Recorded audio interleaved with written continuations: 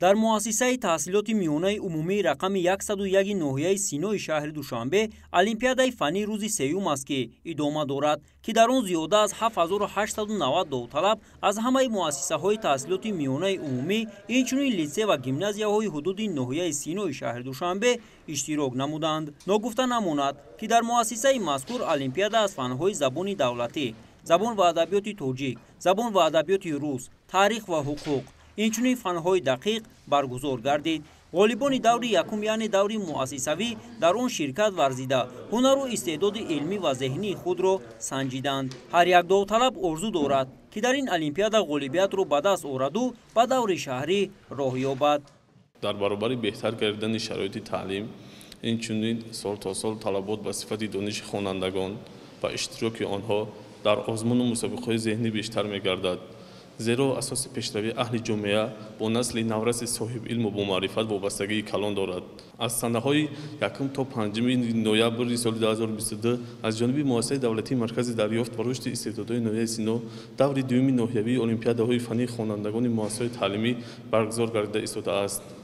олимпиадаи мазкур аз рӯи 13 фани таълимӣ дар муассисаи таҳсилоти миёнаи умумии рақами 101 ва литсеи президентӣ барои хонандагони болояқати ҷумҳурии Тоҷикистон дар шаҳри Душанбе баргузор мегардад. мақсад аз баргузории олимпиадаи мазкур ҷалби бештари хонандагон ба омӯзиши фанҳои дақиқ ва дарёфт муаррифӣ кардани истеъдодҳои нав мебошад.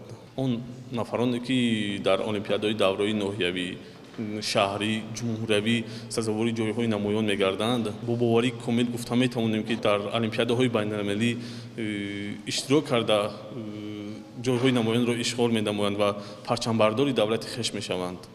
дар замони соҳибистиқлолии давлати азизамон Тоҷикистон тамоми соҳаҳои ҳаётан муҳим рушду нумӯ намуда фаъолияти назаррас доранд. ҳукумати кишвар барои насли наврасу ҷавон тамоми шароитҳои илмомӯзиро муҳайё намудааст, то онҳо соҳиби илму маърифат гарданду дар ҷомеа шахси муваффақу номдор бошанд. من در المپیادهای مکتبی اشتراک کرده در مکتب سزاوار جای اول گردیدم. حالا باشد در المپیاد ناحیوی اشتراک می‌ورزم و می‌خواهم که در اینجا هم سزاوار جای نمایان گردم. همین طور با سزاوار جای نمایان گشتن می‌خواهم در دیگر دورها، یعنی شهری جمهوری و بین‌المللی هم سزاوار جای‌های نمایان گردم. با دیدن چنین زیبایی و با دیدن صلح و وحدت تاجیکستان و با دیدن این قدر آزمون و المپیادهای معروف و الهام دهنده، من آغاز به ایجاد کردن شعرها کشیدم. من در پیش خود مقصد گذاشتم که در آزمون فروغ سوپ و دانایی اشتراک ورزیده، در آنجا نیز مهارت شعرنویسی و ایجادکاری خود را به همگان نشان دهم.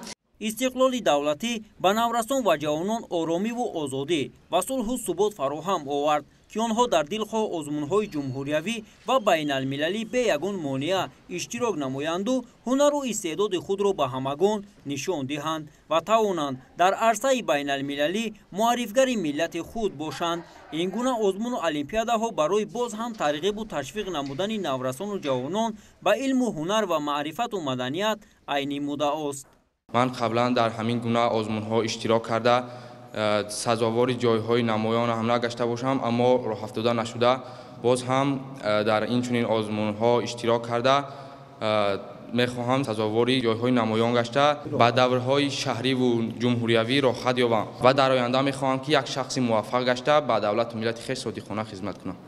با راه موندن این گونه المپیادهای فنی در سمت جلب نمودن اهالی کشور، خصوصا نورسان و جوانان به کتاب و کتابخوانی و صیقل بخشیدن دانش و مهارت آنها زمینه مساعد را فراهم نموده است. در سطح ضروری تشکیل و برگزار نمودن این المپیادا شهادت آن است که در کشور ما با فرهنگ و معنویات، علم و دانش و سطح دانش از خودکنی قشرهای گوناگون جامعه توجه خاصه ظاهر می‌گردد. ساختار و بخش‌های داخلدار مقامات اجرایی و حکومت دولتی ناحیه سینای شهر دوشنبه تلاش دارند که المپیادا موافق به نشانداد نظامنامه گذرانیده شده بهترین‌ها به دور شهری المپیادای فنی پیشنهاد گردند.